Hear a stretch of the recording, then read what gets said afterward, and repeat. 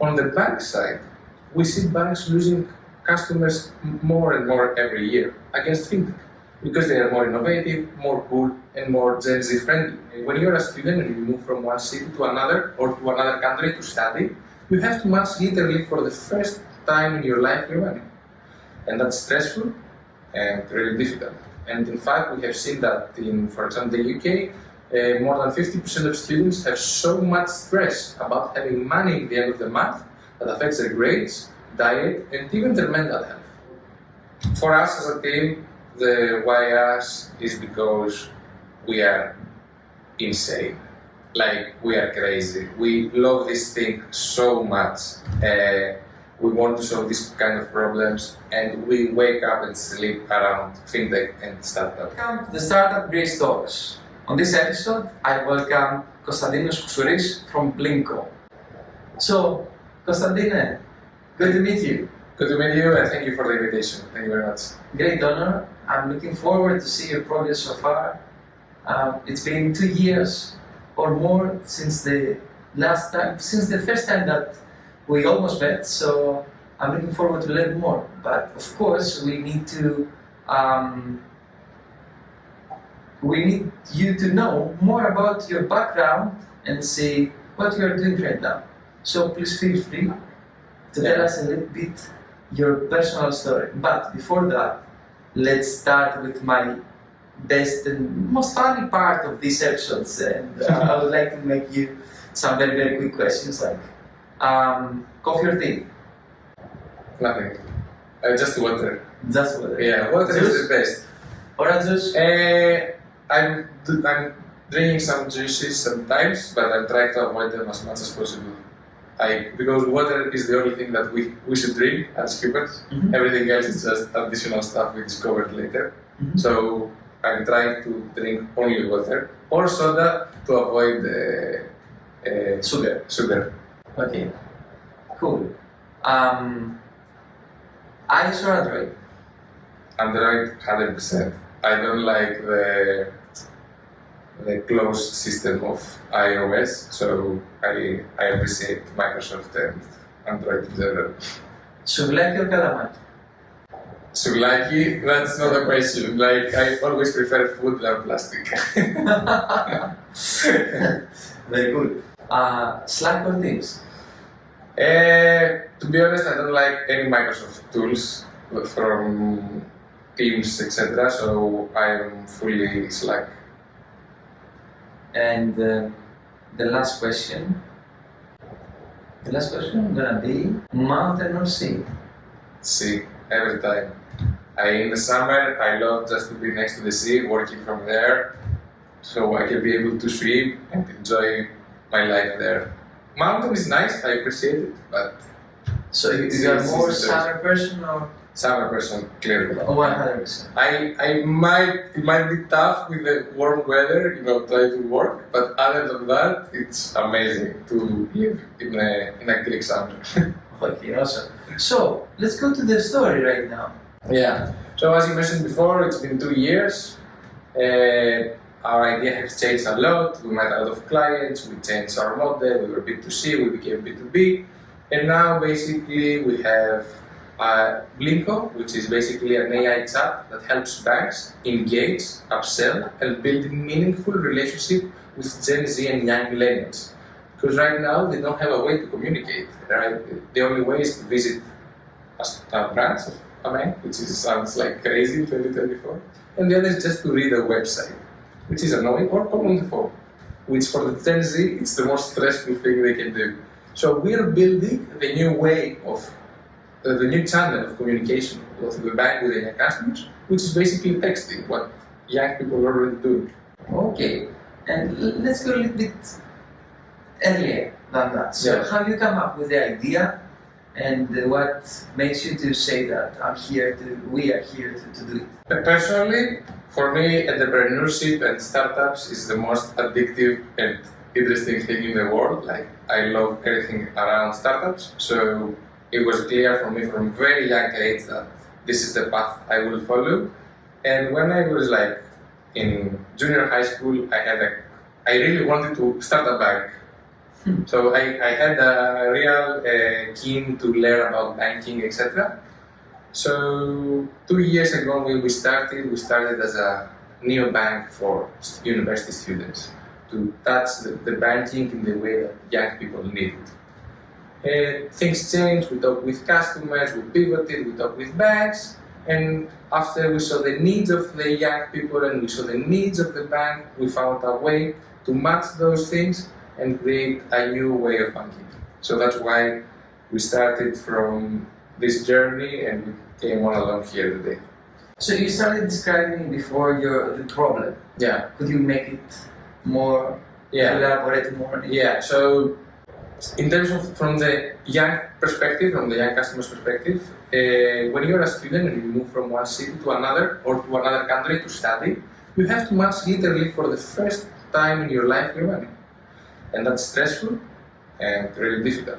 And in fact, we have seen that in, for example, the UK, more than 50% of students have so much stress about having money at the end of the month that affects their grades, diet, and even their mental health.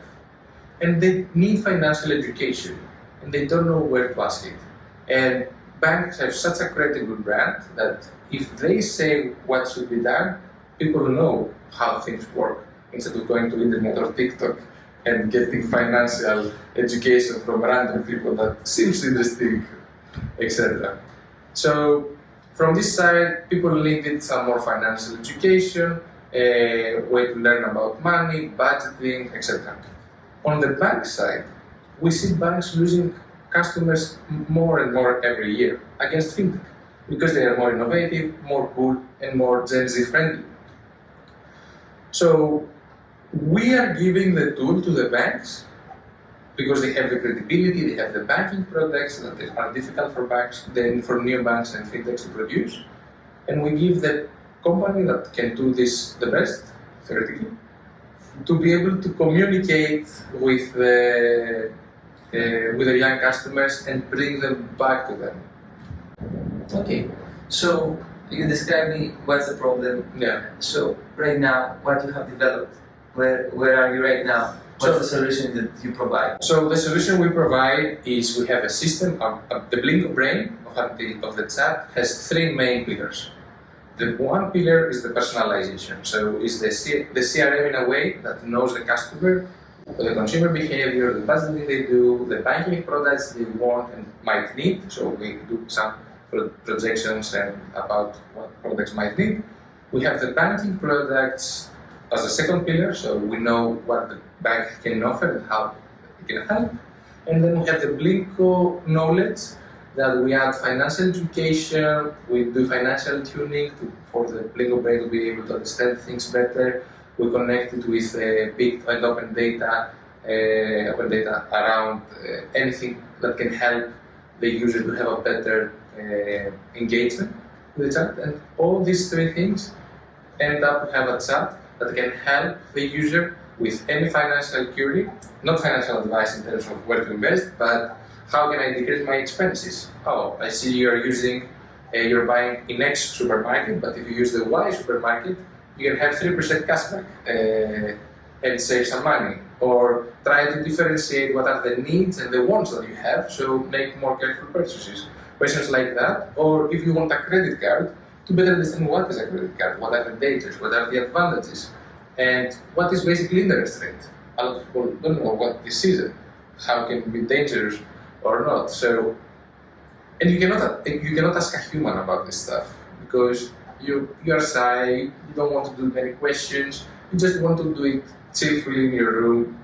So this chat offers the solution to ask as many questions without feeling that every question has a mental cost for you to talk to another person and be annoying in a way. So who's giving this data, this content to you, and to transform it to this kind of conversational AI? Yeah, so we have content from the bank that we collaborate, and then we have external sources that we find that have high quality and can help the users. So by combining those two, we have what we offer to the users. And let's go to the next question. I would like to know about the business model. Yeah. how do you generate revenues? So the model is pretty clear. We offer, we have a monthly fee per active user for the AI chat for the banks. So because we sell to the bank engagement and upselling and in a way customer support too, we only charge for the people that are using the app. So if everybody is using it, they get charged for everybody. If very few people are using it, we charge for very few people. So it's a very fair pricing for the bank. And if you compare it with a human cost, like if a human was actually there and was asking questions and answering questions, and this person also needs to have a vacation, might be sick one day, all this stuff, we are extremely cheaper and more credible than a human. Okay, and right now you made the comparison between human and your service. Yeah. So let's talk about the competitors. Yeah. So there are a lot of competitors out there because generative AI is trendy and companies like this are like mushrooms these days. But what we do, and we have a very specific niche of being right now in financial industry, but if we go to other industries too, we will be very specific again. And we're not offering a customer support tool because there are great startups in Greece and in other countries for generative AI for customer support. But what we do is we go one step further.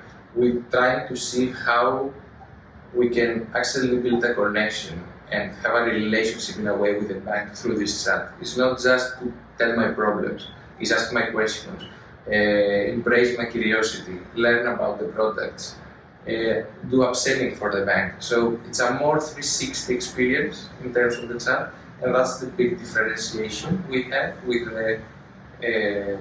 existing competitors. And the others that other companies have, but not all, is the fact that because financial industry is a bit, scary in terms of privacy, data protection, and all that stuff, we build our app in a way that it's compliant for this kind of requirements. So is it only for the banks or could be other financial institutions? So our main vision is the banks because we can see this as a global solution for the banks and the new way of banking. So we consider this our vision and the long shot. But at the same time, we also right now talking with fintech to help them also have a better relationship with their customers. But because the structure of our product and the technology behind has a lot of deep thinking, and it can be used in other industries too. So in the near future, we might also announce some specific industries that we might join, except the financial services. So how big is the niche market that you are now servicing? So according to Accenture, the generative AI only in banking, in retail banking, it's predicted that it will give value to the banks more than 300 billion.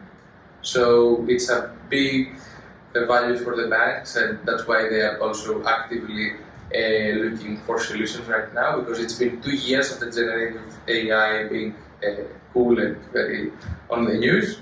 So now that people are getting more familiar, the older banks and the more traditional banks starting to see how they can also use this kind of tools. Okay, now you give me a nice opportunity to ask you about how easy is to approach and talk to the banks, to the most, let's say, traditional and old school people out there. Is there any change, or they're trying to, or it's not that easy? That's a very good question. It is also a concern for investors a lot of times. Banks in general have long sales cycles, especially in something like our products that is very strategic for the bank, because this might define the future of the bank in the way that we present it and we want to make an impact in the bank. So it's difficult and long term. However, we have talked with a lot of systemic banks in Greece and in Netherlands, Spain, and in Italy, and we can see a clear and strong interest. So things are moving forward, but the sales cycle, of course, is long. And that's why we are also trying to go to fintech and some other industries too, so we can have some short-term cash flow and add value in other places, but always the long bet is the big players that they have the bigger need for this product, and we can offer them more value, so we can get also more value from them. Is there any difference with neobanks? Yeah, there are many differences. Of course, sales cycles are shorter, but also it's strategic because some neobanks, not all of them, want to do this internally, strategically want everything they build, they want to do it internally because that's one of their unique value proposition and strong selling point, but not everybody is like this. Traditional banks are more likely to accept outsourcing this because we can do it cheaper and of course faster than the bank itself. Okay, so talking about banks and traditional players and all of these, it takes time, of course, takes time. You need trust. How do you build this trust that you need in order to sell? You know, it's the classic thing that they say, yeah, that you never sell to a business. Like B2B maybe is a line away. It's always B2B. You always sell to a person. So you always look at the person in the eyes. Like a human communication always helps in the trust. But in terms of business-wise too, we have been awarded by the National Bank of Greece for our solution. We have been listed in Forbes 30 under 30. We've been around in US, Greece and other countries. We've been awarded, we're global finalists in the UK Alumni Awards and as a finalist in the Santander competition. And we also have our first collaboration with Wally, a Greek bank for kids that we're going to launch soon. So I think we are building our trust through competitions and meeting the people that are taking the decisions behind. And also we've been also in the Startup Bootcamp, which is one of the biggest fintech accelerators in the world. So I think this helps also a lot. I think that the first organization that helped you was Startup Universe and the program. Yeah. So it's the to mention. Yeah. It helped the seed when we were still in an embryonic stage and we're trying to figure it. Yeah. Awesome. So what about? We were talking about the traditional players and also banks, and also it takes time. How do you survive? Are you fundraising right now? Is it bootstrapped? Have you raised any funding? Yeah, we have got some very small funding from Startup Bootcamp, but now we are raising with convertible note, basically the British edition, which is I think F38. Advanced subscription agreement, and we have already some soft commitment for our round, and we hope that we're going to complete the round very soon. Are you based in the UK or the company? Yeah, the company is based in London, and that's where the company is. And the team? The team is all around, so we have people in Greece. We have a Spanish founder that lives in Finland. We have also... Tell us more about the team. Yeah, so the team, it's me, I'm Konstantinos, and I'm in the business part of the company. And we have Carlos, who is finishing now his PhD on artificial intelligence and brings a lot of strong sales points to the app. And we also have Dimitris, who's our full stack developer and helps in everything. And we have also Kostas, who's an early engineer in Plan and has a lot of experience and helps a lot with our growth. So I really believe we have the dream team to build this kind of product. To make it happen. Yeah. Wow. So, talking about the team, and I would like to ask you, how easy is to find the right persons for the team? I think that was the most difficult and crucial. Like until you find the right people, I was lucky at least with Carlos because it came very early. We started together. Basically, he was one of the first few people when I had the first idea to tell him, I'm thinking this student band. Where did you meet? We met in university. We were in the same. We studied together in Cardiff University, and we were living in the same accommodation. Yeah, He was doing his master, I was doing my undergrad, and we get very close. Like, he was a very great guy. I liked him. He was smart, funny, so we hung out a lot. And when we finished uni, I had this idea. I told him, he liked it. He said, "Let's do it," and that's how we started. And then Dimitris joined the team a few months later because we needed more engineers, and Kostas joined also recently. You told me about the team and of course the whole concept and the whole business idea, what's behind it. Why you and why now? Why me and why now? So for us as a team, the why us is because we are insane. Like, we are crazy. We love this thing so much. We want to solve these kind of problems, and we wake up and sleep around fintech and startup. So I think our resilience is in the maximum level. We had a lot of difficulties and we proved our resilience a lot of times, and we still have a lot to prove in these terms. So because we are a very complementary also team, like we are smart people in different ways, and we can, this kind of chemistry for me is extremely rare, and I consider it very valuable in our team. So our resilience and the way we work as a team are our strong points. On why now is very clear. Like, the problem of Gen Z growing, being 25 to 30, is now the texting generation, basically. Generative AI, it's not a new thing anymore. It's almost a commodity. So we just happen to use it. Also, generative AI, besides everything else we do in the backseat. So now that it's a familiar tool for banks and things getting more structured, it's easier for them to adapt. If we were doing this 5 years ago, it would be a joke. If we were doing it 2 years ago, it would be extremely difficult because it would be a new thing. And now is the perfect timing because literally all the banks are actively looking for solutions. And the ones that are not looking for solutions for this kind of a new fundamental way of banking, I think they will become part of the past. Ooh, very tough for all the bankers that are watching this episode. Yeah. Remember my words in 5 years from now. Okay, noted. So, what are the main challenges that we are facing right now? You know, one main challenge is, as you said, the sales cycles, but we are solving it by going also to fintech and maybe that's other industries too.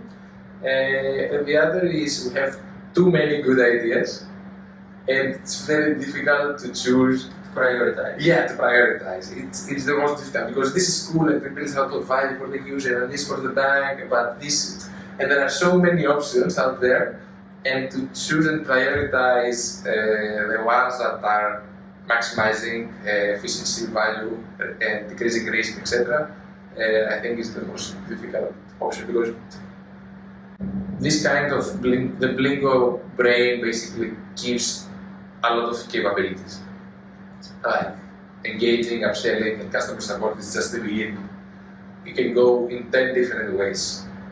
And to choose this way, which way we should take is challenging. You have already some users. Yeah. What did you learn from them and how do they react with the solution that you provide? So basically we did some internal testing with some B2C users to see how interested they are in the app, and we saw that they actually have the need for getting some advice on how to manage their money and decreasing their expenses. It's nice, it's cool and useful to see it in a report, but it's different to see it in action. And because we saw a lot of interest, like from small campaigns we did for free, we got like 300 people on a waiting list in 2 days. So we saw a lot of interest in terms of the end users. And now we're going to launch very soon the collaboration with Wally to see it also in action, how we will see it in terms of being the bridge between the bank and the end users. What's about the big idea? What's the big aim? What you would like to be at the end of the day? In terms of where the company want to be, right? Yeah, the vision that you have. Yeah, the vision is very clear. We will define the future of banking. Like what we do, even if we don't achieve it, I think we will bring the first steps to show how the banking should look like. Because text to banking is the vision, and I think for me it's very clear that that's the only way to go for the younger generation. Branches, phones, even websites, I think will be minimal. Neobanks, especially in the countries that are developing, like not only countries but continents like Africa and Asia, we've seen that text is the main thing. So, what other trends you have seen in the whole market? It's interesting because we are discussing right now also with a provider of a banking as a service provider in Africa. We're discussing with them to offer our solution to them so they can offer it to their users. In general, the main trend that we're also focusing is what I mentioned, like people like texting. You cannot change this. Literally, people like it or not, Gen Z is stressed to go order in a McDonald's in a person. They want to order in a screen. They are stressed to call their friends on the phone, not a bank. Like it's clear that things should go to texting. And I believe in 10 years from now, I don't know even if there will be the option of calling on the phone or visiting a branch. But you think that texting gonna be there as the main thing? Yeah. Or you're gonna have your own agents that are running standalone? I mean, using AI like an asset. You are an asset that you have some priorities. You have just make some clicks, and then everything gonna come to you right away without any text. No, I think text will be there because somehow you need to communicate what you need. But from after texting, it's difficult to predict how exactly what it will be texting from AI, maybe some humans, but it's not possible if it's not automated to work. Okay, and coming to the end, I would like to share with the audience what makes you, what inspires you, and if you have any quote to share. The quote of my life in general and impacts in business is whoever wants to sing will always find a song. Like for me, it's always about if you really want it. Everything else you can solve it, find it. But if you find what you want, everything else will be solved. Because it's about how much resilient you are, how much you really want it, how many actions you took about it. And only if you take actions, you prove that you really want something. If I say I want to travel to India and I never checked how much is the tickets to India, I don't really want to go to India. So for me, the quote is this, and it's the one. Like. Awesome. So thank you a lot. Thank you very much. It was a great honor to meet you. It was a real pleasure. We took our notes and we're gonna take it in a couple of years from now. Great. It was great talking with you. I would like to wish you the best luck. Great, thank you very much. And see you very soon. Yeah, see you very soon.